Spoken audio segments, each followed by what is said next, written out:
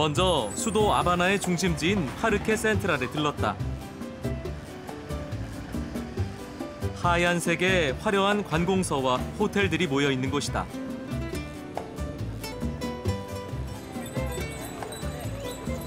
파르케 센트랄의 버스 정류장은 아바나 여행의 출발점이다. 빨간색 2층 시내 투어 버스를 타면 아바나 시내를 둘러볼 수 있다. The houses, the apartments, I like everything. The cars,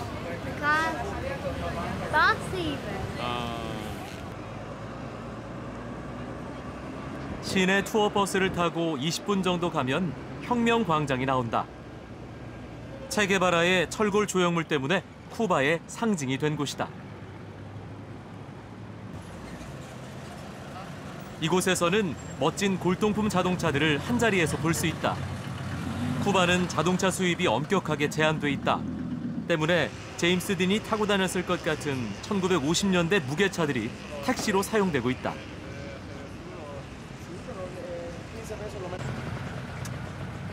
이 차는 달리면서 와인을 마실 수 있도록 와인바까지 마련해 놨다.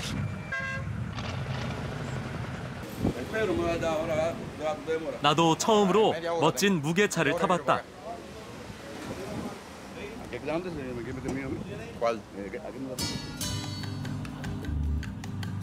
아바나 항구 근처에는 고풍스러운 스페인 통치 시기의 건물들이 늘어서 있다. 골목으로 들어서자 마치 100년 전으로 돌아간 것 같다.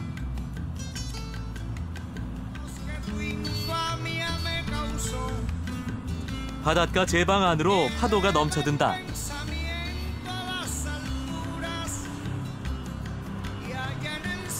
말레코는 세찬 파도를 막기 위해 쌓은 제방인데 그 길이는 8km에 달한다.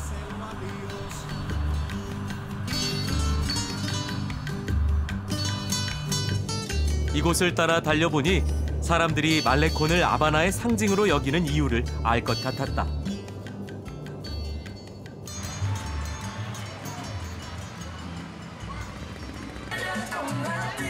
저녁에 바닷가에 있는 살사 클럽을 찾았다.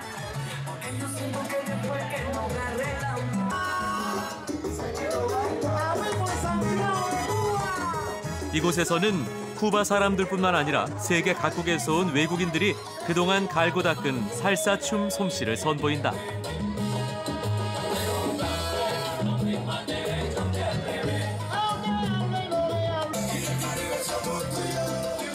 하지만 어떤 외국인도 살사를 쿠바 사람만큼 현란하게 추지는 못하는 것 같다. 쿠바 사람들의 몸놀림은 거의 신기에 가까웠다.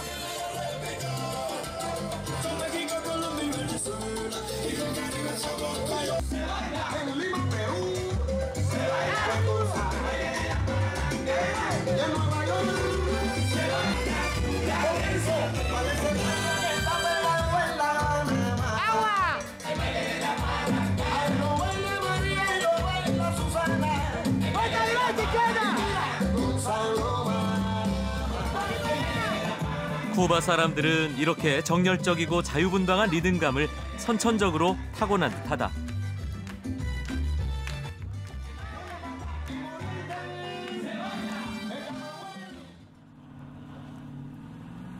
다음 날 아바나시 인근의 바닷가로 나가봤다.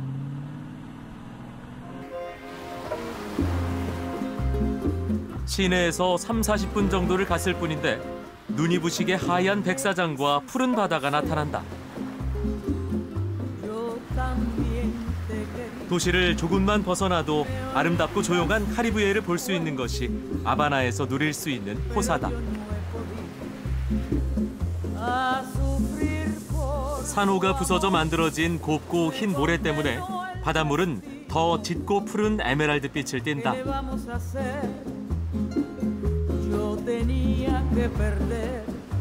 코코넛 주스를 마시는 사람들이 많았다. 코코넛 윗부분을 자른 다음 여기에 럼주를 타면 향긋하면서도 톡 쏘는 코코넛 칵테일이 된다. 아바나의 바다와 칵테일을 누구보다 사랑했던 사람이 바로 미국의 대문호 해밍웨이였다. 해밍웨이는 아바나 근교의 한적한 어촌 마을인 이곳 코이마르에서 낚시를 하며 이때의 경험을 바탕으로 노인과 바다를 완성했다고 한다.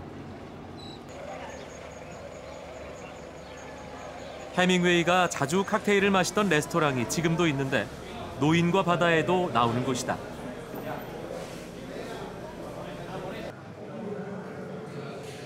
해밍웨이는 이 마을에서 청새치 낚시에 푹 빠져 있었고 수많은 사람들이 그를 찾아왔다. 쿠바의 지도자 카스트로 역시 해밍웨이 작품의 애독자였다.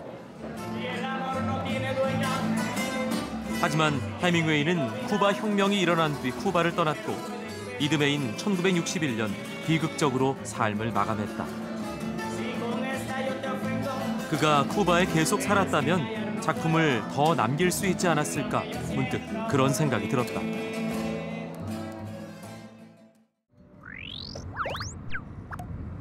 나는 아바나를 떠나 동쪽으로 3시간 정도 거리에 있는 코치노스만으로 출발했다.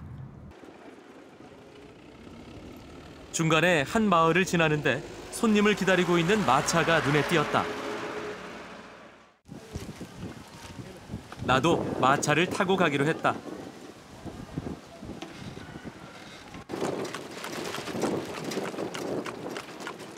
쿠바는 자동차가 많지 않은데 특히 시골에서는 마차가 필수적인 교통수단이다. 말하자면 택시인 셈이다.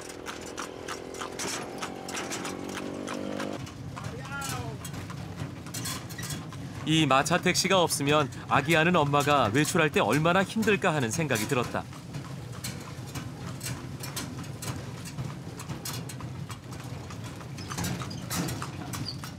마차가 큰 길에서 마을로 한참을 들어왔다.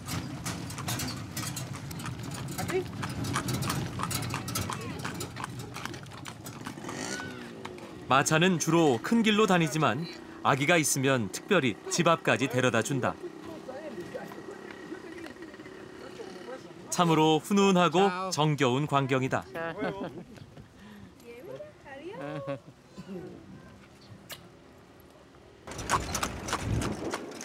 마을을 벗어나 다시 길을 떠났다. 얼마 후 마차는 코치노스만에 도착했다.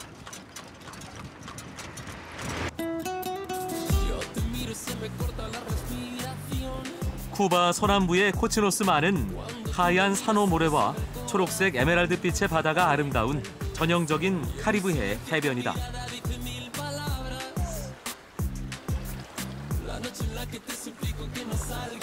아직까지는 외부에 덜 알려져 자연 그대로의 모습을 잃지 않은 곳이다.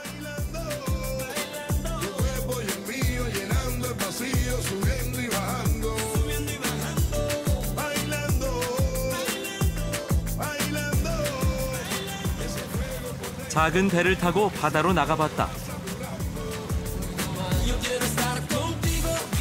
물이 꽤 깊은데도 산호 모래가 깔린 바닥이 그대로 보인다.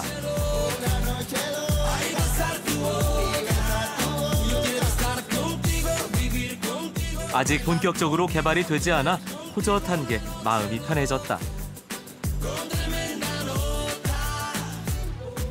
그런데 피그스만이라고도 부르는 이곳은 역사적으로는 이미 아주 유명한 곳이다. La invasión de los mercenarios norteamericanos por aquí por Bahía de Cochino. ¿Dónde queda? Primera derrota del imperialismo yanqui en América Latina. 쿠바 혁명 2년 뒤인 1961년 미국은 카스트로 정권을 전복시키기 위해 1,500명의 망명 쿠바인 부대를 보내 피그스만을 침공했다. 하지만 작전은 실패로 돌아갔고 미국과 쿠바의 관계는 돌이킬 수 없게 악화됐다. 역사적으로도 유명하지만 사파타 습지가 있는 이곳은 카리브해 생태계의 보고로 잘 알려진 곳이다.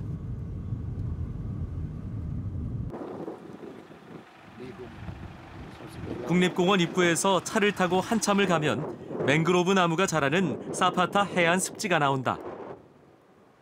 넓이는 서울시의 7배에 달한다. 조류 생태 가이드가 뭔가를 손으로 가리킨다. 쿠바 검은매가 게를 잡아먹고 있다. 이곳은 게가 대량으로 서식하는 곳이라 쿠바 검은매는 주로 게를 잡아먹는다. 이 장면을 바로 앞에서 볼 수 있었다.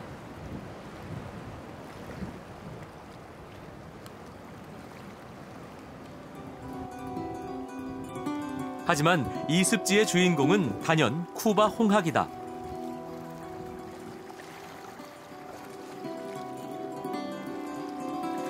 사파타 습지에는 광활한 갯벌이 펼쳐져 있어 게나 물고기가 풍부하다. 홍학들은 미국 플로리다에서 살다 이곳으로 찾아온다.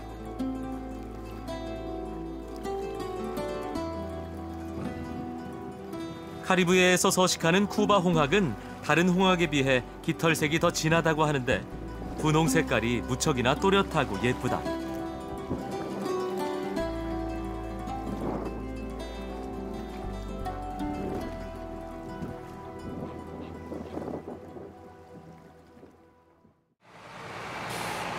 다음 날 아침, 노란색 버스 한 대가 민박집 앞에 멈췄다. 아침마다 버스가 민박집들을 돌며 스쿠버 다이빙을 하러 가는 사람들을 태워 바닷가로 간다.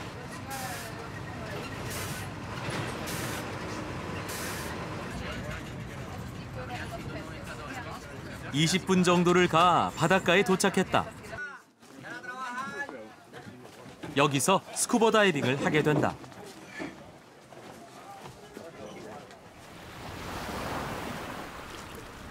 코치노스 만에 있는 푼타 페르디스는 하얀 산호모래 바닥이 그대로 들여다보일 만큼 물이 맑은 바다다.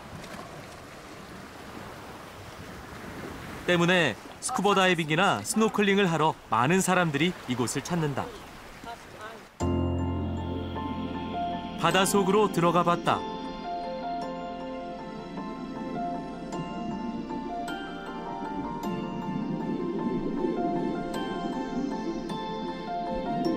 알록달록한 산호 사이로 물고기들이 헤엄을 치고 있다.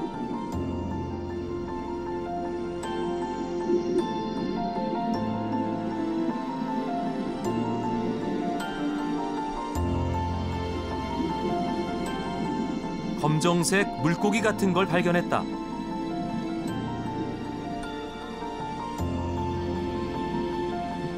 물고기인 줄 알았는데 자세히 보니 검은 물새다.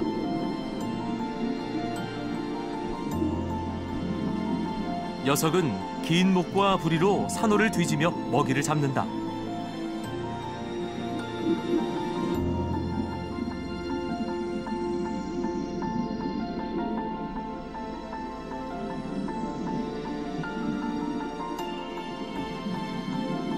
여기는 열대어들의 천국이다.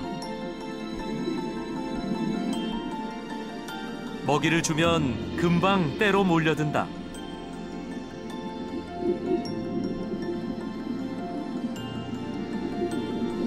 카리브해의 물속은 참으로 신비한 세계다.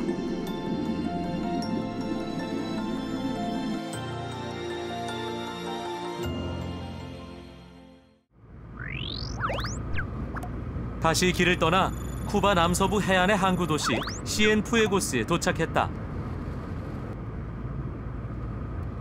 바닷가에는 아바나처럼 말레콘, 즉 제방이 길게 놓여 있다.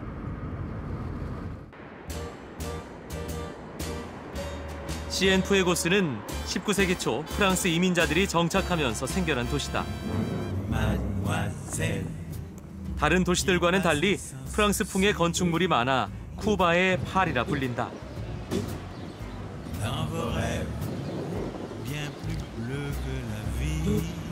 19세기에 만들어진 계백 도시라 도심이 깨끗하고 잘 정돈돼 있다.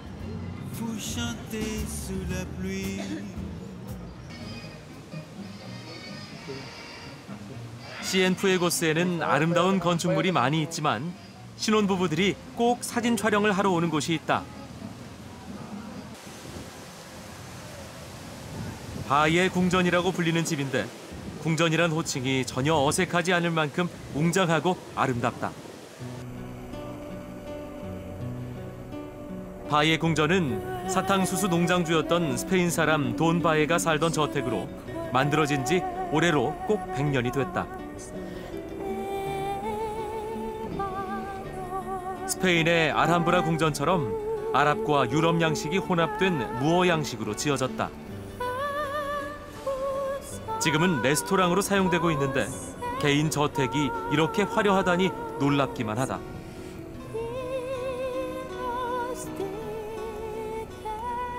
이 집은 돈바에가 결혼을 하면서 신부를 위해 지어준 것이라고 한다.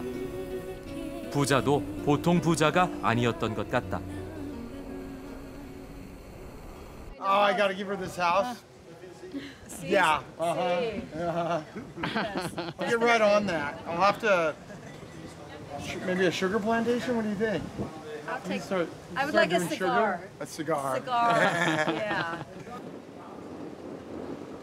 결혼 선물로 부인에게 궁전을 지어줬다니. 남편들이 부인과 여기에 함께 올 때 이 사실은 비밀로 해야겠다. 100년 전 바예 부부는 지금처럼 칵테일을 마시며 감미로운 쿠바의 음악을 들었을 것이다. 비록 대저택을 소유하지는 못했지만 이렇게 음악을 들으며 카리브해의 석양을 바라보는 것만으로도 궁전의 주인이 된 것 같다.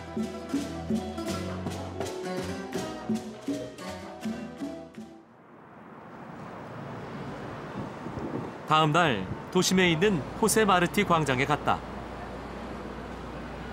이곳엔 유서 깊은 건축물들이 많이 있는데 토마스 테리 극장도 그중 하나다. 토마스 테리 극장은 1889년에 만들어졌다. 천장의 벽화와 황금색 벽, 나무로 만든 관람석이 130년 전 그대로의 모습으로 잘 보존돼 있다. 작은 지방 도시에 이렇게 아름답고 유서 깊은 극장이 있다니 놀라웠다. 이탈리아의 전설적인 성악가 엔리코 카루소 등 세계적으로 유명한 예술가들이 이곳에서 공연을 했다.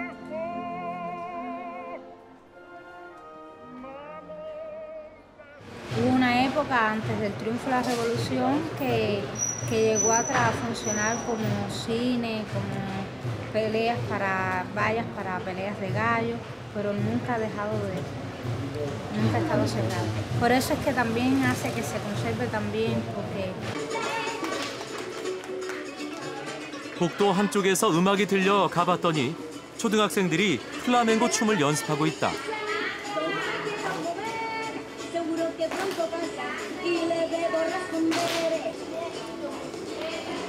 공연이 없을 때는 학생들이나 지역의 예술단체들이 여기에서 연습을 한다고 한다.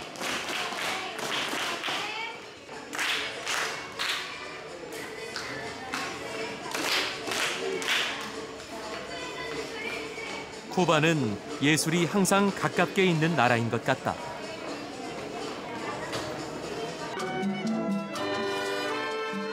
오후 4시에 광장에 나왔는데 광장에서도 음악 소리가 들려 다가가 봤더니 악단이 연주를 하고 있다.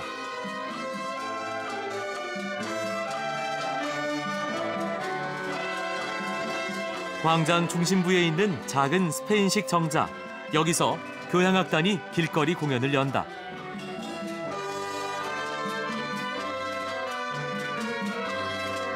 악기들은 대체로 많이 낡았지만 연주만큼은 무척 수준이 높은 것 같다.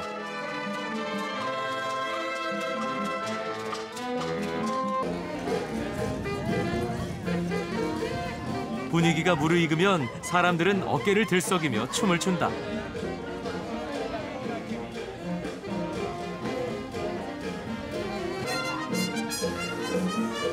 다리가 불편한 할머니도 팝콘을 파는 할아버지도 음악에 몸을 맡긴다.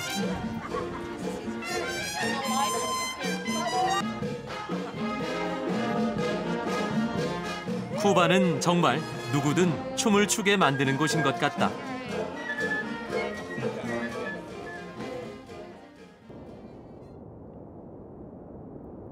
다시 쿠바의 수도 아바나로 돌아왔다. 내가 머물렀던 구도심의 주택가는 건물들이 모두 무척이나 낡았다. 시간이 그대로 멈춰버린 곳 같다. 낡기는 했어도 이 거리는 언제나 활기가 넘친다.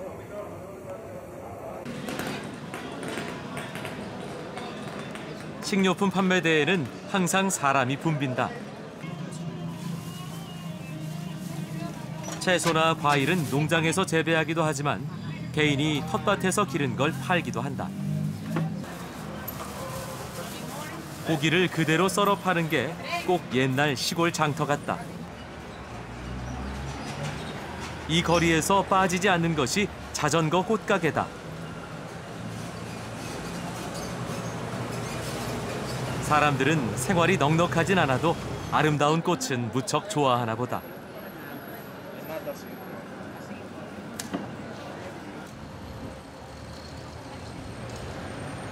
아바나 시내 중앙광장에서 조금만 걸어가면 차이나타운이 나온다.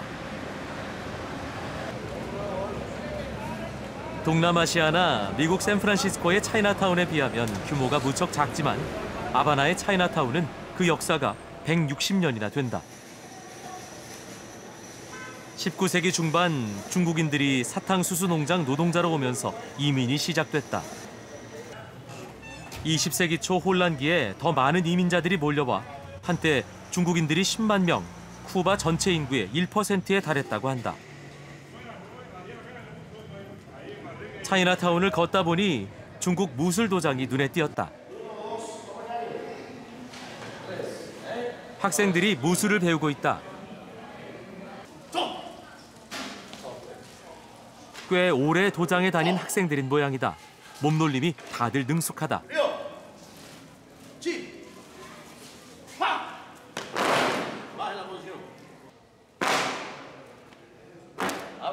관장인 로베르토 씨는 할아버지가 쿠바에 온 이민 3세대다.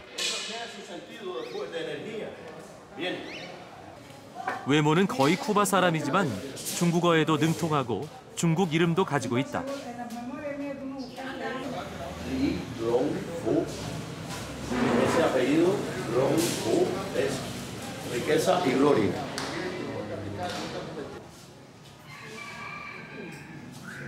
(160년) 전 중국인들이 이민을 오면서 중국 무술이 처음으로 쿠바에 보급됐다.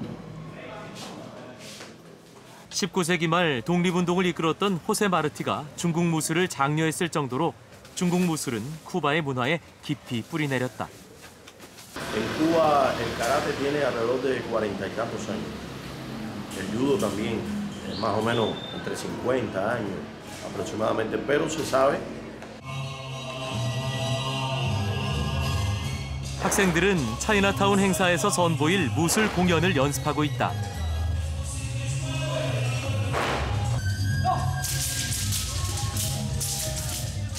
중국의 쿵푸 동작과 쿠바의 살사 리듬이 어우러진 무술 공연은 특이해 보였다. 쿠바에도 역시 다양한 문화와 역사가 공존하고 있다는 사실을 알 수 있었다.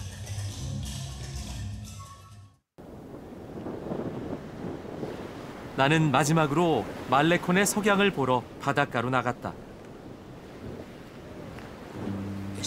이곳에 오면 그냥 한없이 바다를 바라보게 된다.